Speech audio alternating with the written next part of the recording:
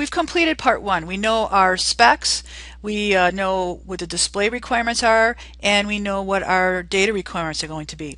So let's go to part two, which is to identify the pieces. Now here we're talking about the variables. There are three steps to this part. The first is to assign a variable name to each of those data items identified in the data specs. Second is to decide where we're getting its value, which you kind of decided when we wrote down the data, but we're going to actually write this down. And then step three will be to determine how we're going to assign a value to it. So if it's from a form, we're going to decide what input type it is. We're going to decide the name of the variable and the form. Remember, the name determined in step one is the function name.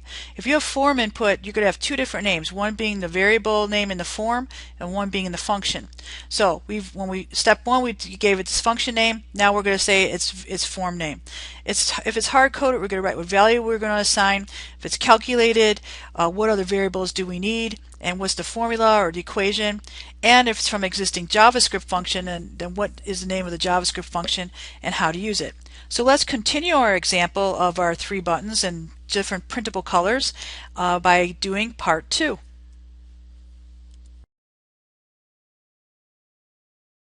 The purpose of part two is to fully define all your variables so that you know where they're coming from. If they have a hard-coded value, you know what they are. You want to make your decisions here.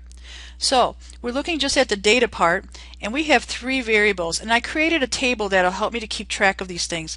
Then I really won't need to look at this list anymore. So the item will be one of these data items. The name is their name that they're going to have in the function if they come from the function.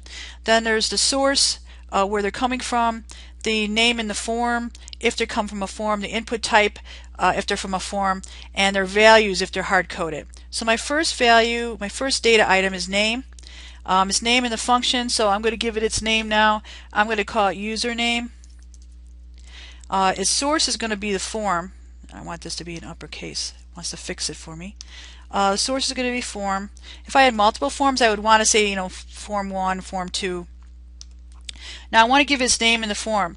Now I know its input type is going to be text, not text area, and it's not going to be button. So text area would be too big for me. So I just need a type text.